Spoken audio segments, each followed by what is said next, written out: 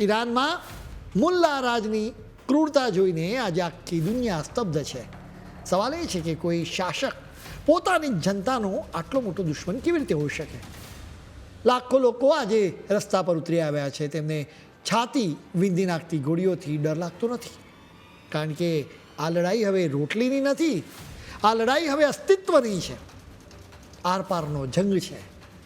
જે શાસકોએ જનતાને સુરક્ષાના વાયદા આપ્યા હતા તેમણે જનતાને ભૂખમરા, કમરતોડ મોંઘવારી અને અત્યાચારની ભઠ્ઠીમાં હોમી દીધા છે.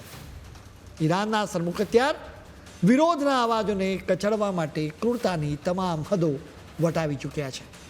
જોકે ઇતિહાસ સાક્ષી છે કે જ્યારે જનતા રસ્તા પર ઉતરે છે ત્યારે બંદૂકની અણીએ ચાલતા સામ્રાજ્યો પત્તાના મહેલની જેમ કડકબૂસ થઈ જાય છે.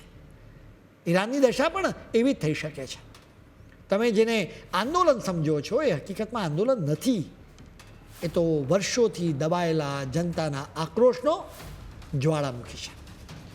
આ કોઈ સંગઠિત કૂચ નથી, આ તો ઈરાનના સામાન્ય માનવીનો રઘવાટ છે.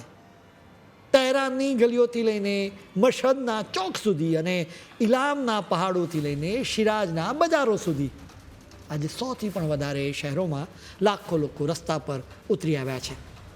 સવાલ એ છે કે સત્તા પર બેઠેલા લોકો આટલા આંધળા કેમ હોય છે? મુલ્લા રાજ સદંતર નિષ્ફળ સાબિત થયું છે.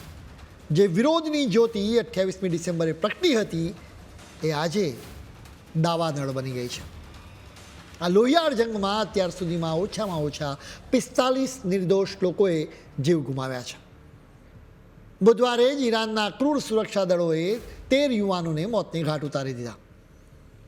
ભૂખમરો આંદોલન માટેનું સૌથી મજબૂત કારણ છે.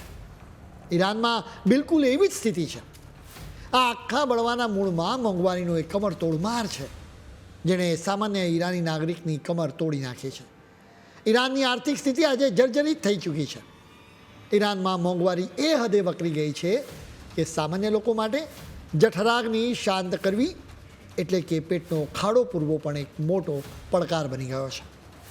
અનુમાન છે કે મોંઘવારીનો દર 50% સુધી પહોંચી ગયો છે. ખાવા પીવાની ચીજવસ્તુઓના ભાવમાં 60થી 70%નો તોતિંગ વધારો થયો છે. તમે પહેલાં સમજો, જો પહેલાં કોઈ વસ્તુ 60 રૂપિયામાં મળતી હોય તો આજે એની કિંમત વધીને 100 રૂપિયાને પાર થઈ ગઈ છે. માત્ર ખાવા પીવાની વસ્તુઓની વાત નથી, બલકે દવાઓની કિંમતોમાં પણ 50%નો વધારો ઝીંકાયો છે.